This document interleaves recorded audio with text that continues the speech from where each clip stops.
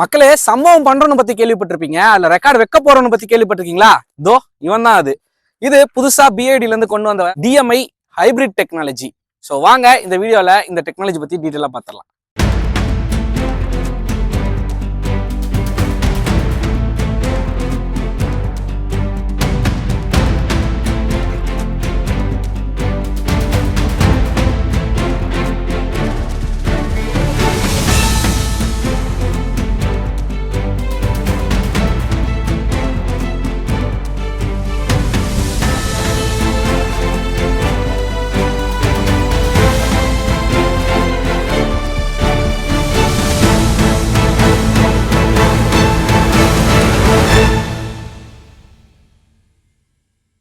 So முதல்ல hybrid technology பற்றி சொல்லணும்னா, எப்போ நம்ம இந்தியாவில் எலக்ட்ரிக் வெஹிக்கிள்ஸோடைய வரவேற்பு கிடைக்க ஆரம்பிச்சதோ அதால் எழுப்பப்பட்ட கேள்விகள்ல இருந்து தான் இந்த ஹைபிரிட் ஸ்மார்ட் ஹைபிரிட் டெக்னாலஜிலாம் வர ஆரம்பிச்சது. ஸோ அந்த ஸ்மார்ட் ஹைபிரிட்டாக இருக்கட்டும், ஹைபிரிட்டாக இருக்கட்டும், அதோடைய மெயின் ஃபோக்கஸ் என்னன்னு பார்த்தீங்கன்னா, சப்போர்ட்டிவ் டு ஐஸ் இன்ஜின்ஸ், அதாவது பெட்ரோலோ டீசல் இன்ஜினோ அதில் கொடுக்கக்கூடிய மைலேஜை கொஞ்சம் இன்க்ரீஸ் பண்ணி நமக்கு இன்னும் கொஞ்சம் ஃபியூவல் எஃபிஷியண்ட்டாக கொடுக்க ஹெல்ப் பண்ணுறதுக்கு தான் இந்த smart hybrid and hybrid technology work ஆகுது. ஸோ அது எல்லாமே மெயின் ஃபோக்கஸ்டு பார்த்தீங்கன்னா நமக்கு இன்ஜின் ஃபோக்கஸ்டாக இருக்கும். செகண்டரியாக தான் எலக்ட்ரிக் மோட்டார் கொடுத்துருப்பாங்க. பட் இந்த டிஎம்ஐ டெக்னாலஜியில் அப்படியே தலைகீழ உல்டா பண்ணிட்டாங்கன்னு சொல்லலாம். ஸோ இந்த டிஎம்ஐ டெக்னாலஜி பொறுத்தவரை மெயின் ஃபோக்கஸ்டான எலக்ட்ரிக் மோட்டார் தான், செகண்டரியாக தான் ஐஸ் இன்ஜினை யூஸ் பண்ணியிருக்காங்க. ஸோ இதில் பார்த்தீங்கன்னா ஜயோன் 1.5 லிட்டர் பெட்ரோல் இன்ஜின் தான் யூஸ் பண்ணியிருக்காங்க. ஃபுல் அண்ட் ஃபுல் எலக்ட்ரிக் டிரைவ்ல தான் இந்த வெஹிக்கிள் ரன் ஆகும். ஸோ அது எப்படிங்கிறத ஒன் பை ஒன்னா டீட்டெயிலாக பார்ப்போம். ஸோ முதல்ல இந்த டிஎம்ஐ டெக்னாலஜினா என்ன அப்படின்னா, DMI dual mode intelligence technology. So dual mode அப்படின்னு சொல்லும்போது உங்களுக்கு புரிஞ்சிருக்கும், ரெண்டு mode, EV HEV, electric ICE, இதுதான் டிஃப்ரென்ஸு. ஸோ இதில் இவின்றது பியூர் எலக்ட்ரிக்கு, 100% நமக்கு கம்ப்ளீட்டாக எலக்ட்ரிக் டிரைவ்லேயே ரன் ஆகும். ஃபுல்லாக பேட்டரியில் எவ்வளோ பவர் இருக்கோ அந்த சார்ஜ்லேயே தான் ரன் ஆகக்கூடியது, அதுதான் இவி. ஸோ இந்த டிஎம்ஐ டெக்னாலஜியில் பார்த்தீங்கன்னா 18.3 kWh எல்எஃப்பி பேட்டரி தான் கொடுத்துருக்காங்க. ஸோ அதை சார்ஜ் பண்ணுறதுக்கான டைம் பார்த்தீங்கன்னா நமக்கு டிசி சார்ஜர் மூலமாக ஒரு 30-35 மினிட்ஸ்லேயே சார்ஜ் ஆகிடும். அதுவே ஏசி சார்ஜர் யூஸ் பண்ணோன்னா நமக்கு அரௌண்ட் 2.5 to 3 hours கிட்ட சார்ஜ் ஆகும் ஃபுல் சார்ஜ் ஆக. ரேஞ்சஸ் பார்த்தீங்கன்னா கிளைம்டே பார்த்தீங்கன்னா அரௌண்ட் 60 to 70 தான் ரியல் வேர்ல்டு கிளைம்டே கொடுத்துருக்காங்க. ஸோ அந்த ரேஞ்சஸ் நம்ம இப்போ டிரைவ் பண்ணி அதை நம்ம அச்சீவ் பண்ணி எப்படி இருக்கு அப்படின்றது தான் நான் ஃபீட்பேக் கொடுக்க போறேன். ஸோ அதே மாதிரி இதுல இன்னொரு ஹைலைட்டான விஷயம் என்னன்னா, இந்த 60 to 70ன்றதும் நீங்க உடனே யோசிச்சிருப்பீங்க, என்னடா இது 60 to 70 இதெல்லாம் ஒரு ரேஞ்சஸா அப்படின்னு சொல்லிட்டு. எஸ், இதுல பேட்டரி மூலமா வெறும் கிடைக்கக்கூடிய ரேஞ்சஸ். பேட்டரி பேக்குன்றது நமக்கு மல்டிபிள் ஆப்ஷன்ஸ் இருக்கு. 18.3 இருக்கு, அதே மாதிரி 26.6 kWh இருக்கு. ஸோ அந்த பேட்டரி பேக் ஏற்ற மாதிரி அதோடைய சார்ஜிங் டைமும் அதோடைய ரேஞ்சஸுமே நமக்கு கிடைக்கும். ஆனா ஓவராலா இந்த வண்டி மூலமா நமக்கு கிடைக்கக்கூடிய மைலேஜ் பார்த்தீங்கன்னா 1200 கிலோமீட்டர் ஒரு தடவை பேட்டரியை ஃபுல் சார்ஜ் பண்ணாலும் டேங்க் ஃபுல் பண்ணாலும் ரெண்டும் சேர்த்து கிடைக்கக்கூடியது. டெஸ்டிங் ப்ராசஸ்ல இருக்கு, இது ஃபைனல் அவுட்புட்டும் கிடையாது, டெஸ்டிங் ப்ராசஸ். இதுல நம்ம கிடைக்கக்கூடிய ஃபீட்பேக் கரெக்ஷன்லாம் சேஞ்ச் பண்ணதுக்கு அப்புறம் தான் கம்ப்ளீட் இந்த டிஎம்ஐ டெக்னாலஜியை எல்லா வெஹிக்கிள்லையும் கிடைக்க ஆரம்பிக்கும் ஃபியூச்சர்ல. பிஓடி இது இந்த வெஹிக்கிள் இன்ஜின்ல ரன்னே ஆகாது, கம்ப்ளீட்டா எலக்ட்ரிக்ல தான் ரன் ஆகும். அதே பிறகு 70 கிலோமீட்டர் தானே ரேஞ்சு, அப்புறம் இன்ஜின் இருக்கு, அது பெட்ரோல்ல ரன் ஆகும். அப்புறம் எப்படி நீ கம்ப்ளீட் எலக்ட்ரிக்ல ரன் ஆகும்னா, அங்கதான் இந்த டிஎம்ஐ டெக்னாலஜி ஒர்க் ஆகக்கூடிய ஒரு ஸ்பெசிஃபிகேஷன் சூப்பரா டிசைன் பண்ணியிருக்காங்கன்னு சொல்லலாம். ஸோ இந்த டிஎம்ஐ டெக்னாலஜி அச்சீவ் சேஞ்ச் பண்ணும்போது என்ன ஆகுதுன்னா, டோட்டலா அதுக்குள்ள ஒரு 4 மோட்ஸ் இருக்கு. ஸோ அந்த 4 மோட் நம்ம ஸ்விட்ச் பண்ண முடியாது. இன்டெலிஜென்ட்னு சொல்லிட்டு ஒரு டெக்னாலஜி இருக்கு. ஸோ ஆட்டோமேட்டிக்கா அதுவே நம்ம ரைட் மோடுக்கு ஏற்ற மாதிரி நம்ம எப்படி ஓட்டுறோன்றதுக்கு ஏற்ற மாதிரி ஸ்விட்ச் பண்ணிக்கும். ஸோ அந்த 3 என்ன அப்படின்னு சொல்லி பார்த்தீங்கன்னா, சீரியஸ், பேரலல் அண்ட் ஸ்பிளிட் மோடுன்னு சொல்லிட்டு. ஸோ இந்த சீரியஸ் மோட்ல இந்த ஐஸ் இன்ஜின் என்ன ஆகும்னா ரன் பண்ண ஆரம்பிக்கும் அந்த பெட்ரோல் இன்ஜின். ஆனா அது ஜென்ரேட்டரா ஒர்க் ஆகும். ஸோ ஜென்ரேட்டர் எப்படி நம்ம கரண்ட் இல்லாதப்ப பெட்ரோலோ டீசலோ போட்டு ஜென்ரேட்டர் ஆன் பண்ணோம்னா எலக்ட்ரிசிட்டி பவர் கொடுக்கும். ஸோ அதே கான்செப்ட் தான் இங்கே ஒர்க் ஆகுது. அந்த சீரியஸ் மோட்ல ஜென்ரேட்டரா இந்த இன்ஜின் ஒர்க் ஆக ஆரம்பிக்குது.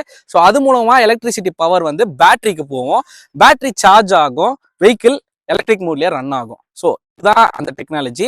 அதே மாதிரி பேரலல் மோடு போனோம்னா சைமல்டேனியஸா நமக்கு இன்ஜினும் டிரைவ் ஆகும், எலக்ட்ரிக் மோட்டாரும் ரன் ஆகும். ஸோ இது எதுக்காக பயன்படும்னா, நமக்கு சடன் ஓவர்டேக் எடுக்கிறதுக்கோ இல்ல ஹை ஹார்ஷிங்கான ஒரு ஆக்சிலேஷன் கொடுக்கும் போதோ, கிட்டத்தட்ட சொல்லணும்னா ஸ்போர்ட்ஸ் மோட்ல வெஹிக்கிளை ஓட்டும் போது இந்த மோடு வந்து யூஸ் ஆகும்னு சொல்லலாம். ஸோ அது என்ன பண்ணுன்னா நமக்கு எலக்ட்ரிக் மோட்டாரும் ரன் ஆகும். ஸோ இந்த இன்ஜினுமே ரன் ஆகுறனால வித்தின் 5.5 செகண்ட்ஸ்லேயே நம்மளால 100 kmph வந்து நம்மளால ரீச் பண்ண முடியும். ஸோ நமக்கு அந்த 2 லிட்டர் டர்போ பெட்ரோல் இன்ஜின் இருக்கக்கூடிய இந்த செக்மெண்ட் சேம் எஸ்யூவி வெஹிக்கிள்ஸ் எல்லாம் கம்பேர் பண்ணி பார்த்தா கூட இந்த ஸ்பீடை வந்து அச்சீவ் பண்ண முடியாது. பட் இந்த 1.5 லிட்டர் பெட்ரோல் இன்ஜினை வச்சுட்டு இந்த டிஎம்ஐ டெக்னாலஜி மூலமா நம்மளால இதை அச்சீவ் பண்ண முடியுது. ஸோ அது ஒரு சூப்பரான விஷயமே சொல்லலாம். அடுத்து பார்த்தீங்கன்னா டைரக்ட் மோட் ஆர்எல்ஸ் ஸ்பிளிட் மோடுன்னு சொல்லலாம். ஸோ இந்த டைரக்ட் மோட் ஸ்பிளிட் மோட் எப்படி ஒர்க் ஆகும்னா கம்ப்ளீட்டா இன்ஜின் மூலமா ரன் ஆகுறது. ஸோ நமக்கு ஹைவேல ஓட்டும் போது அதே மாதிரி க்ரூசிங் பண்ணும்போது இந்த டைரக்ட் மோட் வந்து ஆக்டிவேட் ஆகும். ஸோ அது கம்ப்ளீட்டா வந்து பார்த்தீங்கன்னா இன்ஜின்லேயே ரன் ஆகும். ஸோ இது மூலமா நமக்கு வந்து நிறையவே சேவிங்ஸ் இருக்குன்னு சொல்லியிருக்காங்க. எப்படின்னா ரொம்பவே ஃபியூல் எஃபிஷியன்ட்டா, அதாவது இன்ஜின்ல பார்த்தீங்கன்னா வெறும் 4.8 லிட்டர்ஸ் ஆஃப் பெட்ரோல் அதை கன்சியூம் பண்ணியே ஆல்மோஸ்ட் 100 கிலோமீட்டர்ஸ் வந்து நம்மளால ரீச் பண்ண முடியும்னு சொல்லியிருக்காங்க. ஸோ இப்போ உங்களுக்கு புரியும் ஏன் நான் வந்து பேட்டரியில 70 கிலோமீட்டர் தான் பண்ண முடியுது, பட் ஆனால் ஓவரால் கம்பைன் பண்ணி நம்மளால 1200 கிலோமீட்டர் வந்து அச்சீவ் பண்ண முடியுதுன்னு சொல்லிட்டு இந்த டெக்னாலஜி மூலமா. ஸோ 60 லிட்டர் டேங்க் கெப்பாசிட்டினா 1 லிட்டருக்கு அவங்க கிளைம் பண்றது பார்த்தீங்கன்னா 21 kmpl. ரியல் வேர்ல்டை பொறுத்தவரை கம்மியாக தான் தரும், 15 16 அந்த ரேஞ்சு தான். பட் அது ஃபுல் இன்ஜின்ல நம்ம டிரைவ் பண்ணும்போது தான் ரியல் வேர்ல்டில் அந்த மாதிரி ஒர்க் ஆகும். பட் இந்த வெஹிக்கிளோடைய டெக்னாலஜி தான் கம்ப்ளீட்டா டிஃப்ரெண்டா இருக்கு. கம்ப்ளீட்டா எலக்ட்ரிக்ல டிரைவ் பண்றோம். ஸோ இன்ஜின்ல இருந்து எலக்ட்ரிக் சார்ஜ் எடுத்து இந்த மோட்டார் ஒர்க் ஆகுது. மோட்டார் மூலமா தான் வெஹிக்கிள் வந்து ஸ்மூத்தாவே டிரைவ் பண்ணுது ஃபுல்லா. ஈவன் நாம இப்போ வந்து ஆல்மோஸ்ட் 60 கிலோமீட்டர் கிட்ட டிராவல் பண்ணி சென்னையில இருந்து நம்ம இந்த பெரியபாளையம் கிட்ட வந்திருக்கோம், தாண்டியே வந்திருக்கோம்னு சொல்லலாம். ஸோ 60 கிலோமீட்டர் டிரைவ் பண்ணியிருக்கோம். இப்போ வரைக்குமே எங்கேயுமே நமக்கு அந்த இன்ஜினுடைய வைப்ரேஷனாக இருக்கட்டும், இன்ஜினுடைய சவுண்டாக இருக்கட்டும், எதுவுமே வந்து நம்ம இப்போ வரைக்குமே ஃபீல் பண்ணல. வெஹிக்கிள் ரொம்பவே ஸ்மூத்தாக எப்படி எடுத்தனோ அதே மாதிரி தான் இப்போ வரைக்கும் இருக்கு. அதே மாதிரி கம்ப்ளீட் எலக்ட்ரிக் வெஹிக்கிளை ஓட்டுற ஃபீல் தான் எனக்கு கிடைச்சிது. ஸோ அந்த மாதிரி தான் இந்த டெக்னாலஜி வந்து அந்த இன்ஜினியை யூஸ் பண்ணுது. அடிஷ்னலான ரேஞ்சஸை கொடுக்க பார்க்குது. 5 டிரைவ் மோட் இருக்கு நம்ம சேஞ்ச் பண்ற மாதிரி. As usual eco, normal, sport, அது இல்லாமல் வந்து சாண்டு, அப்புறம் மட்டு, அதே மாதிரி ஸ்னோ அப்படின்னு சொல்லிட்டு ஆப்ஷன்ஸ் இருக்கு. ஸோ அது எலக்ட்ரிக்ல வேணும்னா எலக்ட்ரிக்கே யூஸ் பண்ணிக்கும், இல்லை இன்ஜின் பவர் அங்கே தேவைப்படுதுன்னா இன்ஜின் பவரையும் கன்சியூம் பண்ணிக்கும். ஸோ இந்த ஹை ஸ்பீட் டியூவல் மோட்டார் பார்த்தீங்கன்னா இந்த பேரல் மோட்ல ரெண்டும் சேர்ந்து 15,000 RPM வரை ப்ரொடியூஸ் பண்ணுது. ஸோ அதில் மோட்டாரோட எஃபிஷியன்சின்னு பார்த்தோம்னா 97.5% வந்து மோட்டார் எஃபிஷியன்சி. அதே மாதிரி இன்ஜினோட எஃபிஷியன்சின்னு எடுத்துக்கிட்டோம்னா 98.9% வந்து இன்ஜினோட எஃபிஷியன்சி யூஸ் பண்ணுது. ஸோ இந்த மோட்டாரோடைய பவர் பார்த்தீங்கன்னா 215 bhp.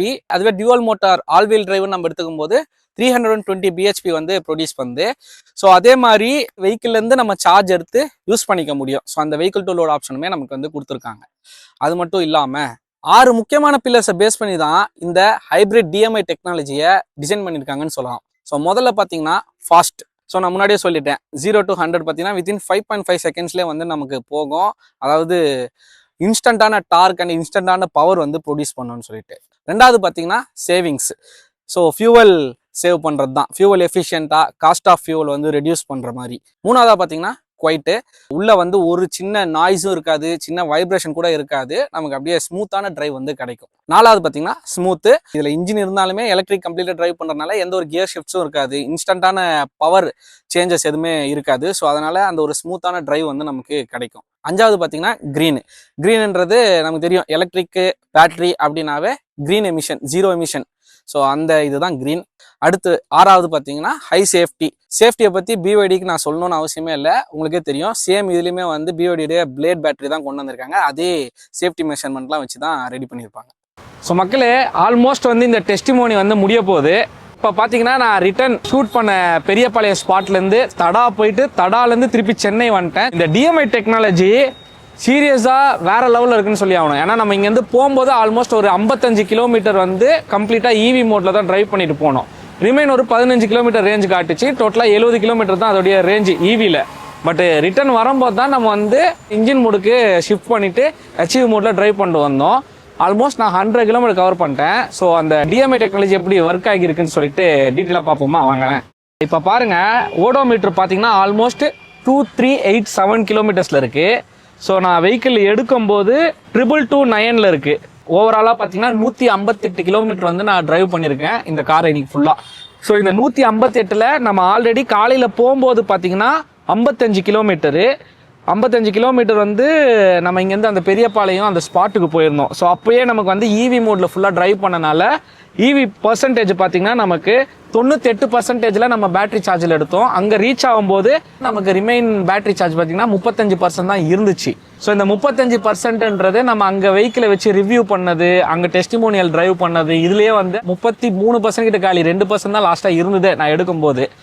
உதாரணம் சொன்னா அந்த 35% நமக்கு கிடைக்கக்கூடிய ரேஞ்சஸே பார்த்தீங்கன்னா 15 கிலோமீட்டர் தான். நம்ம வந்து ஆல்மோஸ்ட் 68 கிலோமீட்டர் கவர் பண்ணிட்டோம். மீதி 2 கிலோமீட்டர் வச்சு தான் இந்த வண்டியை நான் HEV மோட்ல சேஞ்ச் பண்ணி டிரைவ் பண்ண ஆரம்பிச்சேன். இப்போ பார்த்தீங்கன்னா 19% ரிமைன் இப்போ வந்து பேட்டரி சார்ஜ் ஆகியிருக்கு. அதாவது நம்ம சொல்லியிருந்தோம் HEV மோடு போட்டதும் ஆட்டோமேட்டிக்காக வந்து அந்த இன்டெலிஜென்ட் டெக்னாலஜி மூலமாக அதுவே ஷிஃப்ட் பண்ணி இன்ஜின் வந்து ஜென்ரேட்டராக ஒர்க் ஆகி இந்த பேட்டரியை சார்ஜ் பண்ணி பேட்டரி மூலமாக ரன் ஆகும். ஸோ நம்ம அங்கேருந்து ஆல்மோஸ்ட் வந்து இப்போ நைட்டு ஒரு 10 மணி 10:45 11 ஆக போகுது. அவங்க ஆல்மோஸ்ட் ஃபுல் ரோடுமே வந்து பார்த்தீங்கன்னா இந்த அம்பத்தூர் பாடி வரைக்குமே எனக்கு டிராஃபிக் இல்லாமல் கம்ப்ளீட் ஹைவே மாதிரி தான் அடித்து ஓட்டிட்டு வந்துட்டேன். ஸோ அப்போ அதிகமாக வந்து இன்ஜின் டிரைவ் தான் எடுத்திருக்கும்.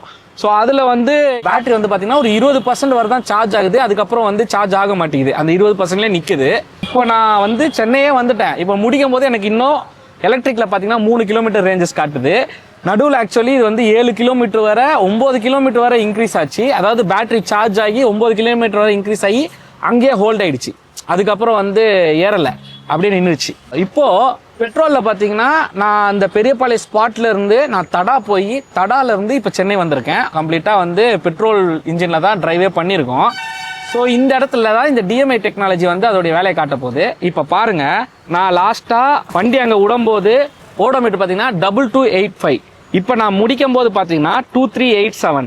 ஸோ டோட்டலாக பார்த்தீங்கன்னா 102 கிலோமீட்டர் காட்டுது. இப்போ இந்த 102 கிலோமீட்டரில் பெட்ரோல் எவ்வளோ எடுத்திருக்கு, மைலேஜ் எவ்வளோ கொடுத்துருக்குன்னு பார்க்கலாமா? ஸோ நான் வண்டி வந்து காலையில் டிரைவ் பண்ணதில் சுத்தமாக பெட்ரோல் எடுக்கவே இல்லை. அதனால நம்ம காலையில் பார்க்கும்போது 963 கிலோமீட்டரில் தான் எடுத்தோம் பெட்ரோலோடைய மைலேஜ். அதே ரேஞ்ச் தான் நம்ம வந்து அங்கே போய் சேர்ற வரைக்குமே இருந்துச்சு. பட் HEV மோட ஆன் பண்ணி ஓட்டினதுக்கப்புறம் 963லேருந்து இப்போ பார்த்தீங்கன்னா 892 கிலோமீட்டர்ஸாக வந்து குறைஞ்சிருக்கு. 71 கிலோமீட்டர் ரேஞ்சஸ் குறைஞ்சிருக்கு அது காட்டினதுலேருந்து. ஆனால் நான் வந்து ஒரு 102 கிலோமீட்டர் ஓட்டியிருக்கேன். ஆல்மோஸ்ட் வந்து ஒரு 30 கிலோமீட்டர் 31 கிலோமீட்டர் வந்து டிஃப்ரென்ஸ் வருது. அது என்னாச்சு? அது பெட்ரோலில் வந்து குறையவே இல்லையா? பெட்ரோல் வந்து அப்போ எடுக்கவே இல்லையா? அப்போ மைலேஜ் எக்ஸ்ட்ரா கொடுத்துருச்சா அப்படின்னா எஸ், அப்சல்யூட்லி. அங்கே தான் இந்த DMI டெக்னாலஜி நான் எக்ஸ்பிளைன் பண்ண மாதிரி ஒர்க் ஆகுது. அந்த 30 கிலோமீட்டருமே ஜென்ரேட்டர் மூலமாக பேட்டரி சார்ஜ் ஆகி பேட்டரி மூலமாக ரன் ஆகிருக்கு. ஸோ அதனால தான் அந்த ஒரு 20%க்கு மேலே பேட்டரி வந்து அதுக்கு மேலே சார்ஜ் ஏறலை. கம்ப்ளீட் எலக்ட்ரிக் டிரைவாகவே வெஹிக்கிள் ரன் ஆக ஆரம்பிச்சிருக்கு. ஸோ எப்போல்லாம் வந்து இன்ஜின் பவர் தேவையோ அப்போ டைரெக்டாக இன்ஜினுக்கு போயிடுது. அப்போ எப்போ எலக்ட்ரிக் தேவையோ எலக்ட்ரிக் போயிடுது. ரிமைன் அந்த ரீஜென்ரேட்டிவ் பிரேக்கிங் டைமில் மட்டும்தான் இந்த பேட்டரி வந்து சார்ஜே ஆகுது. அப்படி வந்து 20% வரை ஆயிருக்கு. அதுக்கப்புறம் நமக்கு அதிகமாக ரீஜனுக்கான வேலையே இல்லை இப்போ வரம்போ பைபாஸில், அதனால் ஆகவே இல்லை. ஸோ இது வந்து ஒரு சூப்பரான விஷயம்னு நான் சொல்லுவேன். என்னதான் ஹைப்ரிட்லாம் வந்தாலும் அதை விட அசத்தலான இந்த DMI டெக்னாலஜி BYDயில் வந்தது வேற லெவலான ஒரு சம்பவம் தான் சொல்லி ஆகணும். கன்சப்ஷனை வந்து ரீசெட் பண்ணி வச்சிருந்தேன். ரிட்டர்ன் வரும்போது எவ்வளோ கன்சியூம் பண்ணுது பெட்ரோல் அப்படின்னு பார்க்கறதுக்காக. டோட்டலாக 6.8 லிட்டர் வந்து கன்சியூம் பண்ணியிருக்கு பெட்ரோலை. அதில் நமக்கு வந்து ரேஞ்சஸ் வந்து ஆல்மோஸ்ட் வந்து 70 கிலோமீட்டர் கிட்ட கொடுத்துருக்கு. அதில் ஆவரேஜ் ஸ்பீடு பார்த்தீங்கன்னா நம்ம ஒரு 27 kmph காட்டுது. பட் நம்ம வந்து ஒரு 50-60 போயிருக்கோம். ஸோ ப்ராப்ளம் இல்லை. ஸோ அந்த 70 வந்து இதில் காட்டுற கணக்குப்படி நம்ம வந்து டிவைட் பண்ணும்போது நமக்கு கிடைக்கக்கூடிய மைலேஜ்னு பார்த்தீங்கன்னா பர் லிட்டருக்கு 10 கிலோமீட்டர் அப்படின்ற மாதிரி கிடச்சிருக்கு. ஸோ அதில் தான் வந்து 10 கிலோமீட்டர்னா 6.8க்கு ஆல்மோஸ்ட் வந்து ஒரு 68 கிலோமீட்டர் 70 கிலோமீட்டர் கிடைக்குது. ஸோ ரிமைன் இருக்க அந்த 32 கிலோமீட்டர் வந்து நமக்கு எலக்ட்ரிக் ரீஜன் மூலமாக கன்சியூம் ஆயிருக்கு. வேற லெவல் தானே? ஸோ இந்த DMI டெக்னாலஜி பற்றி நீங்கள் என்ன நினைக்கிறீங்க அண்ட் உங்கள் ஒப்பீனியன் என்னன்னு சொல்லிட்டு கமெண்ட்டில் சொல்லுங்கள். நான் இதே மாதிரி இன்னொரு சூப்பரான காரோட மீண்டும் சந்திக்கிறேன். அதோட பிரியன் டாட்டா.